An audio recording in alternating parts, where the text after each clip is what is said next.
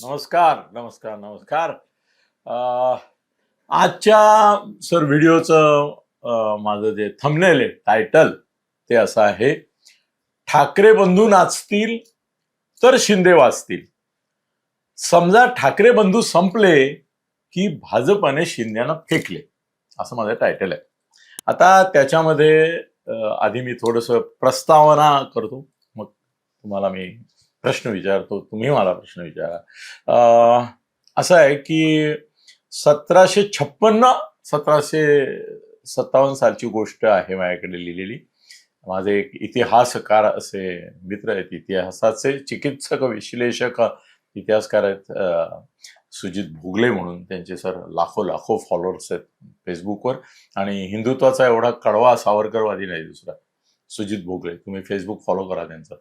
तर सर त्यांना मी सकाळी विचारलं की म्हटलं असा एक इन्सिडेंट शिंदे होळकरांमध्ये झाला होता, त्याचे मला डिटेल पाठवा. तर त्यांनी डिटेल पाठवलेले आहेत मला.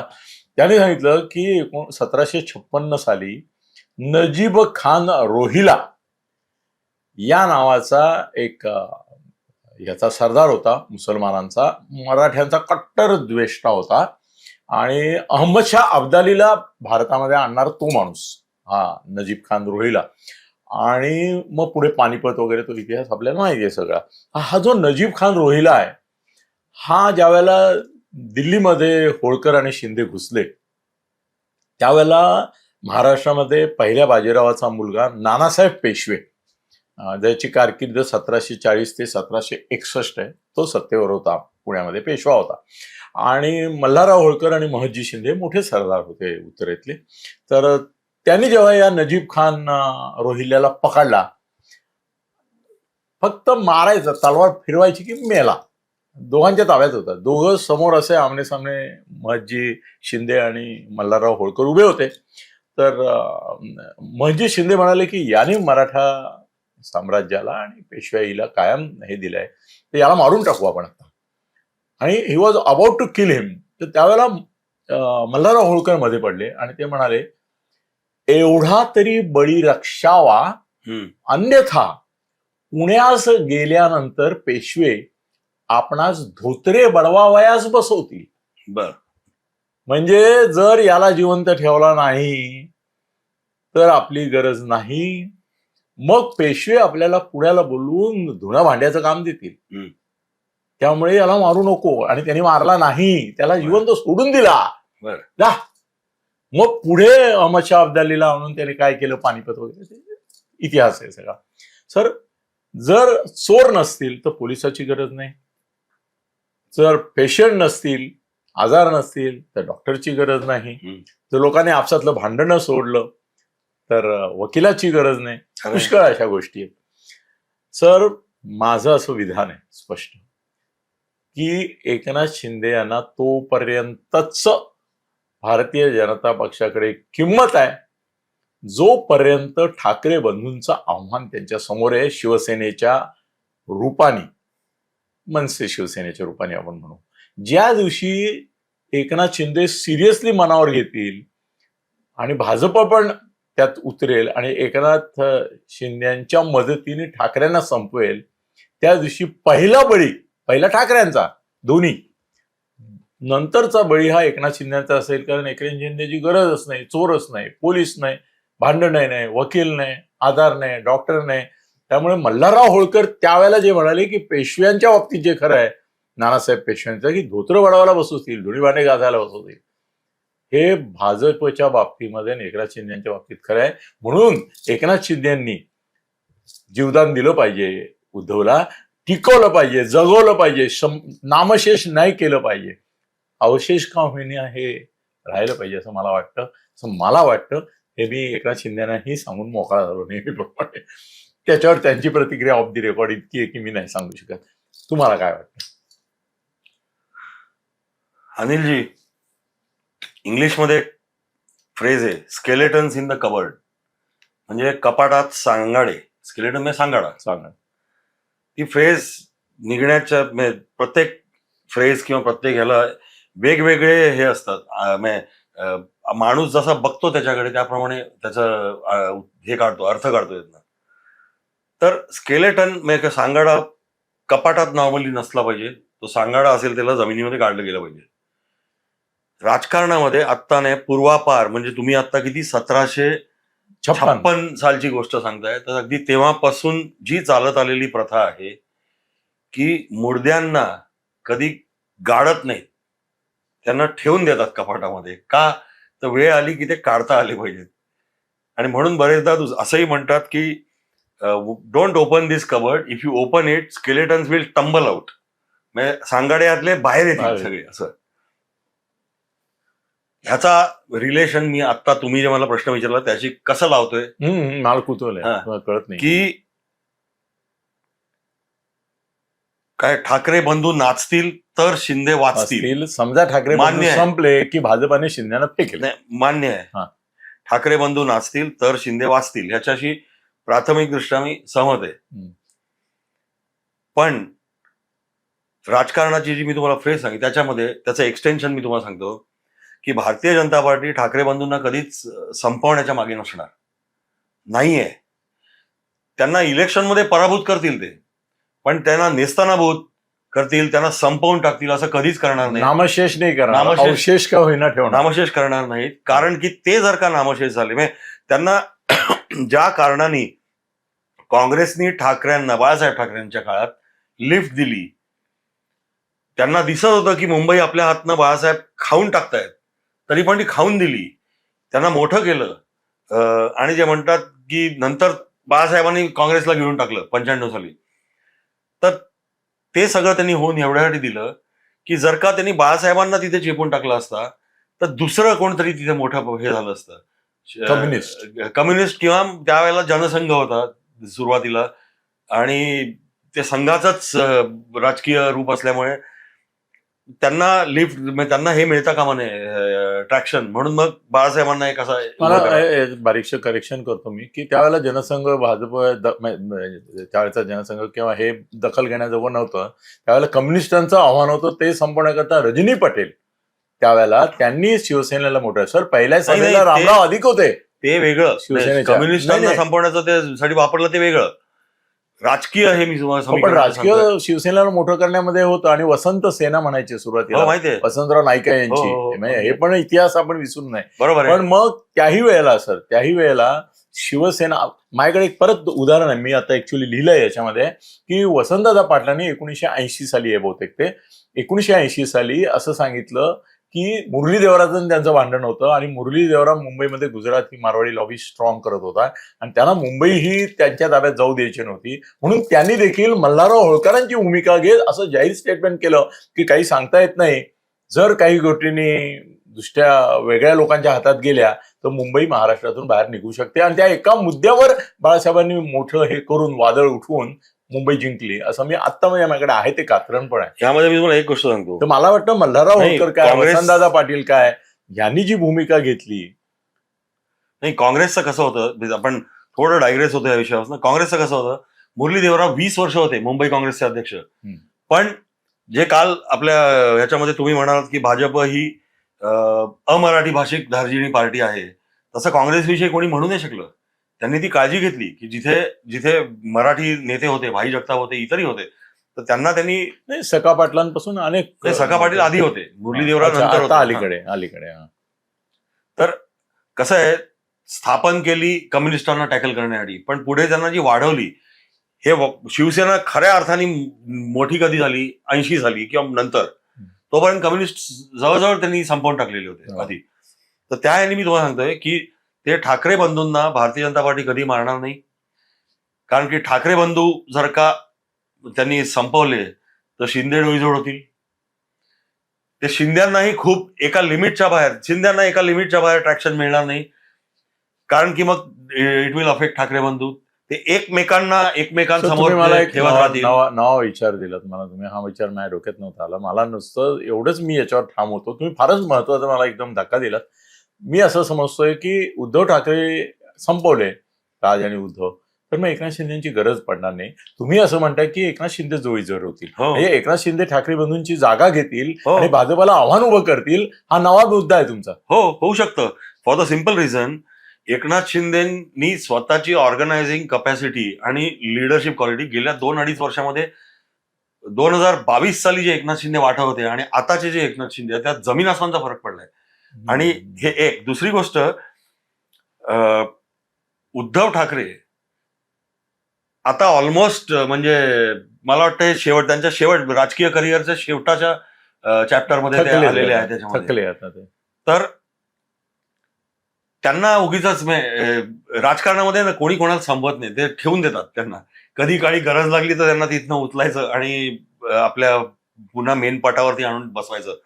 तर त्यामुळे हे एकनाथ शिंदे व्हर्सेस ठाकरे बंधू अशी ती चालू ठेवली. तुम्ही परत मी मध्ये ऍड करतो, कारण तुम्ही आज मला धक्क्यावर धक्के देताय आणि विचारायला प्रवृत्त करताय, लोकांनाही तुम्ही विचारायला प्रवृत्त करताय.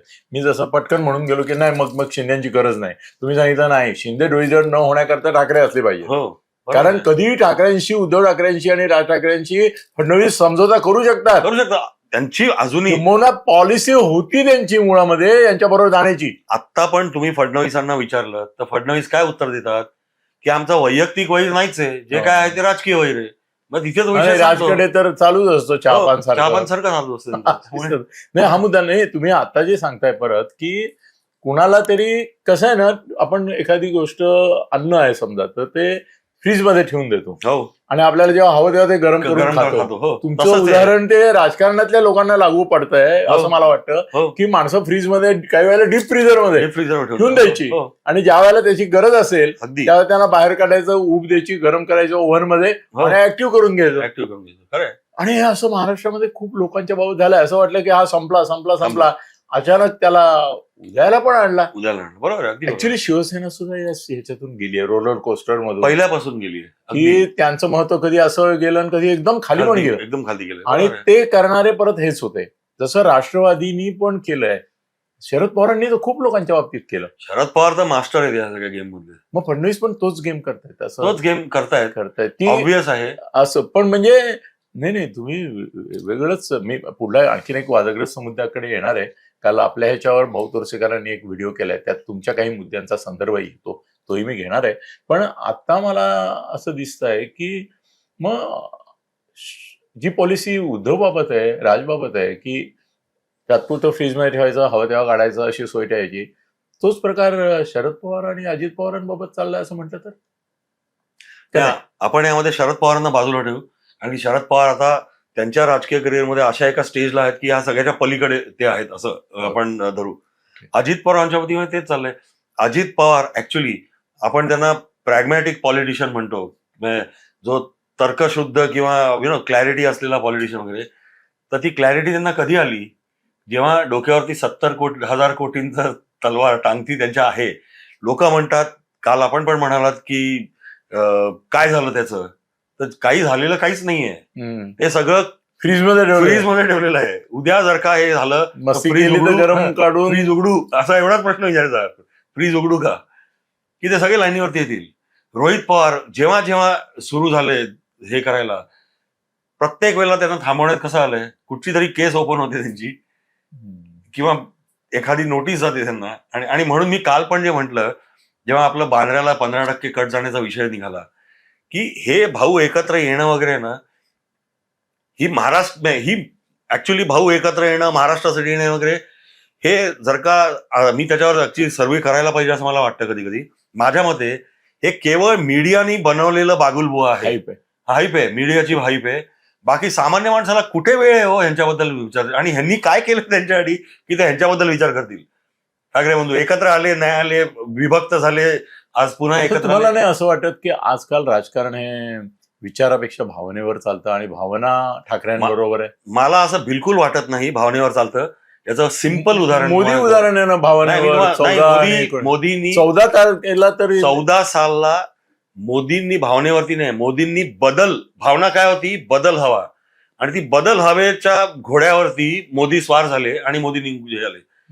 मोदी वॉज द काय म्हणतो सिम्बॉल ऑफ द चेंज. आणि ते त्यांनी एनकॅश चांगलं केलं. पण चेंजचा रिझन होता वी वॉन्ट चेंज. तसंच आता काहीच नाहीये, टीआरपी नाहीयेत. राष्ट्रवादी शरद पवार गट काहीतरी टीआरपी देईल तर ते देऊ शकत नाहीत.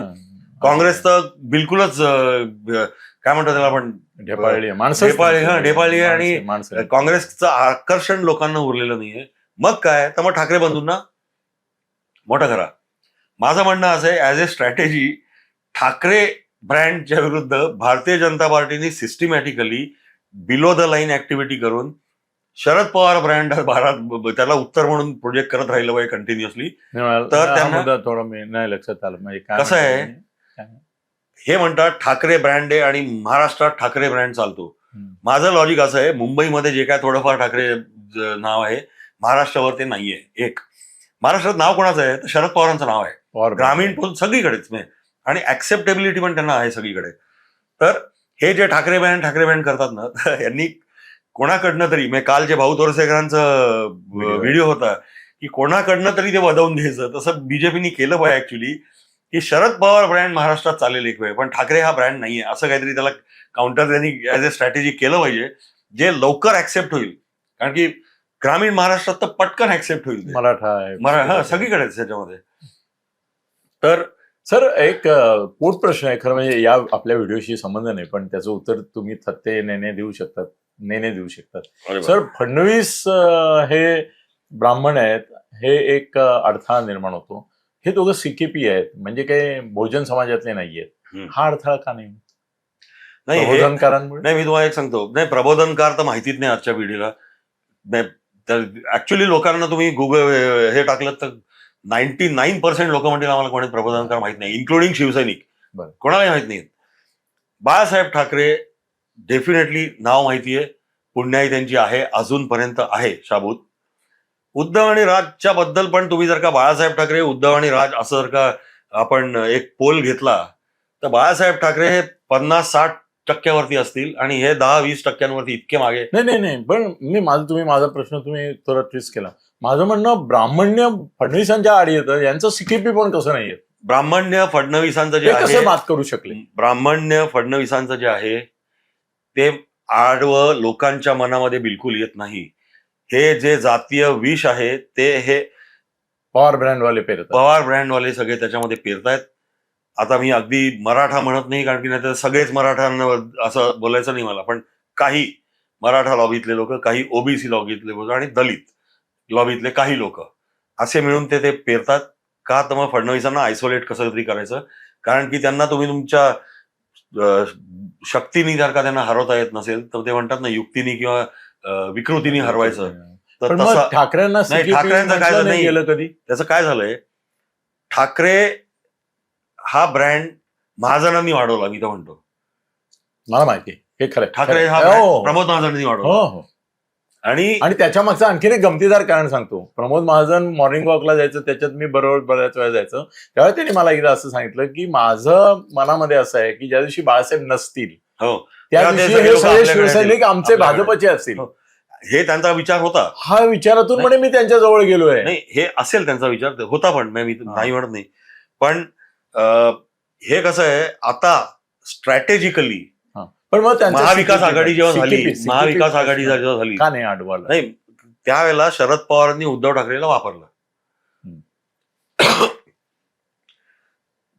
मॅन्डेट काँग्रेसला किंवा राष्ट्रवादीला होतं का, तर नाही. दोघांच्या 80-90 जागा होत्या, ते भाजप आणि शिवसेनेसाठी होतं. मग शिवसेना आपल्याकडे आली पाहिजे आणि मग कोणाला करायचं, तर त्यांनी उद्धव ठाकरेचं नाव एवढ्यासाठी केलं, नोईंग फुल्ली वेल की उद्धव ठाकरेंना कसलाही अनुभव नाहीये, त्यामुळे ते टोटली आपल्यावरती डिपेंडंट राहतील आणि सरकारच्या गाडीमध्ये बसून सत्तेच्या बॅक सीट ड्रायव्हिंग मी करीन अख्ख्या गाडीचं सगळ्या. आणि ते त्यांनी त्या पद्धतीने केलं. यामध्ये सीकेपी ब्राह्मण वगैरे मला त्यावेळेला त्यांनी विचार केला नसेल. यांच्या विरुद्ध हा मनुष्य जो बेस्ट अवेलेबल, कारण की जर का ते खरंच असते ब्राह्मणवाद किंवा हे सीकेपी वाद असं काय करायचं असं, तर एकनाथ शिंदेच्या नावाने ते हो बोलले असते. शिंदे तर मराठा आहेत, पण त्यांनी शिंदेच्या नावाला नाही सांगितलं त्याला, आणि उद्धवला सांगितलं तूच हो. वहिनी होत्या, पण ते पण होतं. सर आता निघाला विषय, तुम्ही भाऊ तोरसेकरांचं नाव घेतलं. भाऊ तोरसेकरांनी काल असं सांगितलं की भाजप पैसे देऊन, त्यांनी कबूल केलं की अनिल म्हणतो पैसे वाटतात मीडियात, ते खरं आहे. पैसे देऊन मुसलमानांशी उद्धव ठाकरेला निगडीत अशा पद्धतीने करतो की ज्यामुळे हिंदुत्ववादी मराठी माणूस त्याच्यापासून दूर जाईल, आणि ही गेम आहे त्यांचा. बरोबर आहे. हा, तर आता तो काल व्हिडिओ आल्यानंतर तो व्हिडिओ मी संजयला पाठवला हम्म. की त्याला म्हटलं याची नोंद घेतली पाहिजे. सर मला असं वाटतं पुढल्या 2-4 दिवसात सिद्ध होईल ते खरंच होतं का नाही, संजय प्रभावीपणे ते कन्व्हिन्स करतो का नाही ठाकरे बंधूंना. पण मला असं वाटतं की ते काँग्रेस बरोबर मुसलमान जाणार, ते काँग्रेसनी सांगितलं तरच आपल्या बरोबर राहणार, नाही तर येणार नाहीत. म्हणून परत प्रखर हिंदुत्वाकडे वळतील असा माझा अंदाज आहे. मला जे काय समजतंय त्याच्यावरून. तुम्हाला वाटतं असं की ते मुसलमानांना सोडून देऊन येतील हिंदुत्वाकडे परत? भाऊच्या एका व्हिडिओनी स्ट्रॅटेजीच बदलतायत असं मला वाटतंय. नाही मी तुम्हाला एक गोष्ट सांगतो. तुम्ही एकूणच तो व्हिडिओ पाहिला, त्यामुळे हो. तुम्हाला काय वाटतंय? मामू नाही, त्यांना बदनाम असं करतायत. आहे, ते बदनाम बीजेपी करत असेल, मी त्याबद्दल बिलकुल मला दुमत नाही. ते करत असेल as part of their strategy. Uddhav ठाकरेला आता मुसलमानांना सोडून द्यायचं, जर का काँग्रेस वेगळी लढली लढणार आहे. हा आणि ते रियालिटी झाली, जर का म्हणजे आपण हे बोलू 2 तारखेला, म्हणजे 2 जानेवारीला नाही, आपल्याला कळेल. काँग्रेसच्या मित्रांशी आपले बोललो आपण, ते म्हणजे कुठे परिस्थिती आम्ही कुठेच जात नाही नाही तर त्यांच्याबरोबर. त्यामुळे मग ते जर का झालं आणि तर ते मुसलमान घेऊन जाणार, मुसलमान ते घेऊन जाणार नक्की. एक मग यांना झक मारत हिंदुत्वाकडे नाही, यायला हे लागेल. हिंदुत्वाकडे यायचा प्रयत्न करतील, पण आता यांच्याकडे वेळच नाही उरलेला हिंदुत्वाकडे. म्हणजे आता राज ठाकरेंनी तुम्ही मध्ये बघितलं असेल, हिंदुत्व. त्यांनी ती भगवी शाल अंगावरती फिरून सुरुवात केलेली हे करायला. आता अबॅन्डन केली आहे. आता ते काहीतरी ते छगन भुजबळांचीच कॉपी करतात, काहीतरी ती असे इथे टाकायचं मागे वगैरे. तर ते ती भगवी शाल त्यांनी सोडली, यांनी सोडली होती. त्यांना- मग आता घेतील का परत? नाही, प्रखर हिंदुत्व घेणार म्हणजे काय घेणार? भाऊ तोरसेकरांनी त्यांना काल शहाणं केलं, नाही, प्रखर हिंदीवर हिंदुत्व आणलं की अरे बाबांनो, मुसलमानांच्या नादी लागून तुम्ही बरबाद होताय. नाही, हे काय होणार? ते बदलतील, मग भूमिका बदलू शकतात 8 दिवसात, त्यांनी 8 दिवसात बदलतील उद्या. बदलण्याचा प्रयत्न जरी केला तरी जनतेला माहिती आहे की कन्सिस्टंटली हिंदुत्वाच्या बाजूने कोण आहे, तर भारतीय जनता पार्टी आहे. हे धर सोड यांची चालली आहे. कधी घेतलं कधी नाही घेतलं. यांनी पार्टी जेव्हा स्थापन केली त्यावेळेला 6 रंगांचा झेंडा लावलेला होता. म्हणजे त्यांना दलित पण पाहिजे होते, त्यांना मुसलमान पण पाहिजे होते, त्यांना हिंदू पण पाहिजे होते, त्यांना सेक्युलर लोक पण पाहिजे होते. सगळ्यांच्याच दाढीला हात लावलेला तिकडे. सर त्याच्यामध्ये एकच बरे, आता आहे आपल्याला एखादं मिनिट म्हणून ऐका ना, तो झेंडा 6 रंगी का बदलला आहे माहितीये तुम्हाला? नाही. मी अमेरिकेत नेहमी जातो. अमेरिकेमध्ये हे जे गे लोक असतात ना, त्यांचा झेंडा साधारण तसा LGBT वाल्या असतो. लोकांचा आहे, माहिती आहे, तसं आहे. तर ते राज ठाकरेंना माहिती नव्हतं की तिकडे जगभर तो झेंडा तसा आहे. तर त्यांना तो आणून दाखवला लोकांनी की हा गे झेंडा आहे. त्यावेळेला ते धक्का बसला त्यांना, आणि म्हणून त्यांनी सांगितलं की मग आपण आपला झेंडा बदलूया. भारतातल्या पण लोकांना माहिती नाहीये तिथे की पण- हा गे झेंडा आहे. नाही, तिथे पण उद्या कळलं तर काय? नाही, पण तिथे पण द्विधा मनस्थिती कशी आहे त्यांची बघा. त्यांनी त्यांचा झेंडा 2 पदरी केलाय. एका ह्याच्यावरती शिवमुद्रा आहे आणि दुसऱ्यावरती इंजिन आहे. हे असं चालत नाही की मी इथे इंजिन, ह्या वेळेला इंजिन वापरेन, ह्या वेळेला शिवमुद्रा. लोक कन्फ्युज होतात. जे काय आहे तुम्ही ते सर, हा एकच मुद्दा गोष्ट कोणीच मांडला नाही consistently ठेवलं आतापर्यंत पाहिजे. की त्यांच्या एका झेंड्याला एका ठिकाणी शिवमुद्रा आहे हो, आणि एका ठिकाणी इंजिन आहे. हो. म्हणजे झेंडा पण एक नाही, त्यांचे 2 आहेत. ती 2 आहेत. द्विधा मनस्थिती द्विधा दाखवते. मनस्थिती दाखवते त्यांची. हो, हो, हो, हो, हो, हो, हो. तर त्यामुळे coming back to original subject, ना ठाकरे बंधूंना संपवण्याचा प्रयत्न केला जाईल पूर्णपणे, म्हणजे ना शिंदेना भाजपच, इतकी संपवणार नाही, यांना नाचू देतील. आणि ना शिंदेना इतकी लिफ्ट देण्याचा प्रयत्न करतील की शिंदे डोईजड होतील. ते एकमेकांच्या विरुद्ध त्यांना खेळवत बसतील दोघांना. आणि ती काय एक गोष्ट आहे माकडाची, इथं लोणी खात असतो, 2 मांजरं भांडत असतात आणि मग ते लोणी हळूहळू करून खातो. तर भाजप लोणी खात भाजप बसेल लोणी खात बसेल आणि दोघं भांडत बसतील. दोघे भांडत. सर, शेवटचा एकच प्रश्न की खरंच ठाकरे बंधू संपले असं एक हायपोथेटिकल, संपवणारच नाही हे तुम्ही सांगितलं, ते मला मान्य आहे की कशाला संपवतील, उद्या त्यांनाही वापरावं लागेल. शरद पवारांच्या बाबतीतचे 4 वेळा मोदी बैठका घेतात हो, त्यांच्याबरोबर, बरोबर आहे. काय आपण त्यांना भरोसा देणार? पण समजा संपले तर भाजप लगेच शिंदेना दूर लोटेल का? नाही, मी तेच म्हणतोय, एक तर ते संपणारच नाहीत, पहिली गोष्ट. संपले hypothetically. नाही, कशाला हायपोथेटिकली संपणारच नाहीत ते. बरं. आणि ते संपणार असल्यामुळे हा प्रश्नच येणार नाही की ते शिंदेला दूर ओके. लोटायचं. मित्रांनो, धन्यवाद.